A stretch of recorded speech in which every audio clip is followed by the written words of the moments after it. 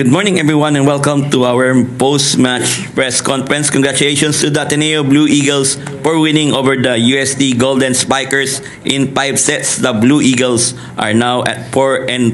We have Vince Magulabnan, Gian Salarson, and Kennedy Batas. Coach, congratulations for this victory. Although yung nga, lamang kayo ng 2 sets, tapos sumabol ang USD at sa 5th set kinapitan ng mga bata. So ano yung masasabi mo sa ginawa niyong effort para ma-maintain yung lead sa 5th set? Ano masasabi mo?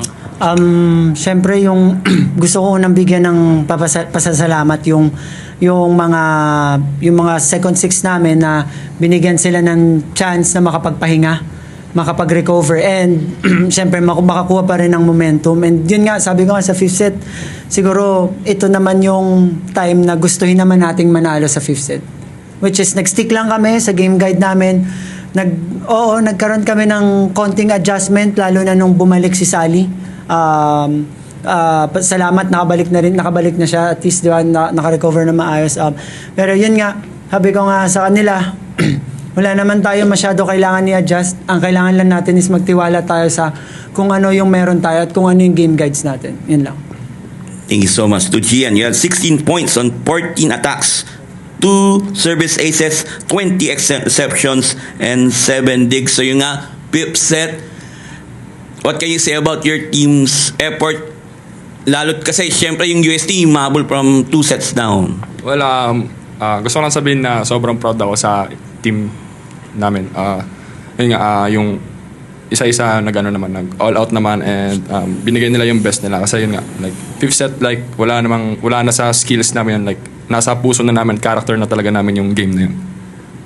Thank you, Gian. To Ken, best game of the season so far on 19 points, 17 of 34 attacks, 1 block, 1 service ace, 23 excellent receptions, and 7 digs. So yung nga, this is your best game so far. Do you think nasaan ka na ngayon, especially na tayo nasa crucial part ng season at naghahabot kayo na makapasok sa top 4? Ako personally talaga, medyo nag-iingat pa din kasi hindi pwede siyang isagad kasi nasa rehab pa din ako. Siguro yung best game ko nga to. Siguro ang naging motivation ko and mga teammates ko is Final Four, and talagang sumunod na lang sa guide and system na meron kami. And ako naman nasa 80% na, pero still nag-rehab pa din para mag 100%. Okay, thank you so much, Ken. Okay, the floor is open for question. Coach, ayun nga, from 2 sets na lamang na 5 sets. Pero ano lang naging difference come the 5th set pa, yun nga, magising yung mga players man at the same time, manalo na kayo? Siguro yung naging difference nung first 2 sets is nag-stick kami sa bread and butter namin eh. Diba? Kung saan kami number 2, kung saan yung pinakamataas naming rank. Yun yung doon kami nag-stick, which is nung 3rd and 4th, medyo yun nga, sabi ko nga, nag-react kami kay Sally, which is given. Sally eh. Diba? Bibigay mo yung respeto sa kanya talaga. Tapos nga, syempre si G-Boy din, yung leadership ni G-Boy, medyo nag-react din kami. Well, G-Boy is G-Boy pa rin. Ganon siya kagaling na leader. But nung 5th set nga, sabi ko nga sa kanila, babalik lang ulit tayo sa bread and butter natin. Kung mag-error tayo, mag-error tayo. Kung pupuntos tayo, pupuntos tayo. Kung tsatsagain tayo ng kalaban, makipagtsagaan tayo. So, yun lang.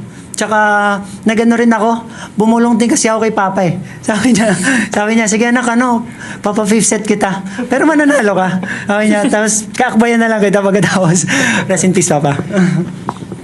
And to Gian, si Amil nagsimula nung run niya sa 5th set, pero ultimately ikaw din yung nagtapos para manalo kayo. So, ano lang siguro naging motivation mo para yun nga, matapos mo yung sinimulan ni Amil nung 5th set? Well, yung naging motivation ko lang talaga is, yun nga, nasa mindset ko lang talaga na kailangan namin bumawi sa UST kasi yun nga, nung round 1 natalo kami. So, yun ang naging motivation ko all the time. Like, habang naglalaro ako na kailangan namin manalo, kailangan namin makapasok ng Final Four talaga this season kasi sobrang laki naman ng mga tiwala ko sa teammates ko, and yun, alam naman namin sa isa't isa na kaya talaga namin pumasok ng Final Four. And to Ken, ayun nga, back-to-back starts ata ikaw for the first time this season. So, gano'ng kalaking dagdag lang to sa kumpiyansa as we head towards the second round and ultimately nga para mag-push pa kayo towards the Final Four? For me naman, hindi naman siya basta-basta ibibigay sa'yo if walang trust yung mga coaches ay mga teammates mo sa'yo. So I think yung para makuha yung trust na yon, siguro kailangan talagang trabahuin sa training. Kailangan disiplinado, and I think thankful ako kasi binigyan ako ng tiwala ng mga coaches. Yeah. Coach, paano niyo siguro find yung balance kay Ken na of course still umaalalay doon sa injury but at the same time kumbaga building yung confidence na niya heading into yung final stretch, especially na mahabol sa final? Paano namin na maintain yung balance na yun? Kasi sabi ko nga nung last interview is si Kennedy at saka si Aymar, medyo inaalalayan namin. So, ito, kung nakita nyo rin naman kanina, medyo nagpalitan sila. Plus, syempre, ano yun, kudos dun sa mga mas bata sa kanila, sa mga stringers nila. Kasi 'di ba ready sila mag-step up. Alam nila sa sarili nila, ay, si Queen Kennedy, si Kuya Gian, si Aymar, kailangan na magpahinga. Sige, mukhang ako na to. Sige coach, bubulungan kita ako, pasok mo ako para makapagpahinga siya. So ako, yun yung pinaka nagpapabalance sa akin. Yung gusto nila na pagpahingahin muna yung, pwede ko ba tawaging ate? Yung ate niya, di ba? So yun, I mean, di ba? Yun yung sister brotherhood namin. So, yan. Coach, same question na din kay Ken kanina. Starting the second round on a good note, gaano kalaking dagdag sa kumpiyansa na to as you make a push nga for a Final Four slot? Syempre malaking malaking impact to sa amin kasi hindi katulad ng first round, we started it na hindi maganda. So ngayon, ina-aim namin yung simulan talaga ng maganda at tapusin namin ng maganda yung second round. So, yun yung siguro naging motivation namin sa lahat, na mismo sa training, kahit sila may healthy competitions, na yun din talaga yung goal namin, na kahit sinong nasa loob, kahit saluhan tayo, wala tayong dapat ako lang nandyan wala kaming ganun, lagi kaming saluhan. Coach, yung next match nyo is Adamson. Adamson, natalo kayo ng 5 sets. So, yung syempre, ang nyo, iniisip nyo, bawian nyo yung mga dapat yung bawian, talun nyo yung mga dapat talun. So, your thoughts about your next match? Sorry, medyo mahina talaga ako sa ganito. Medyo ako Okay lang, go. kinakabahan ako.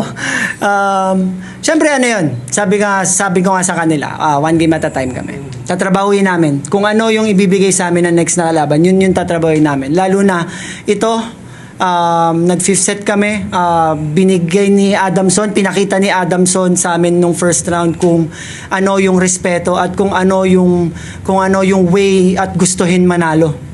So siguro itong pagkikita ulit namin, gagawin namin yung best namin, tatrabahuin namin sa ensayo, mag-aaralan namin sila, and ibibigay namin yung binigay nila na respect sa amin, ibabalik lang namin sa kanya, which is ibibigay namin yung best namin sa game na yun. And lastly to Ken, di ka naglaro nung first round against Adamson, so you have a time to make this up. So your thoughts? Yung thoughts ko about it is kailangan mas matatanda kami sa kanila. So, dapat meron kaming pride sa isa't isa as a team. And kudos naman sa kanila kasi nanalo sila. Pero kami kasi sobrang daming lack na nangyari, sobrang daming lapses na nangyari sa game na yon, which is kailangan namin, tinatrabaho namin siya everyday para masimulan namin tong first round ng maganda din. Congratulations, Coach Vince, Gian, and Ken. Stay healthy and see you sa next match. Good luck. Thank you po.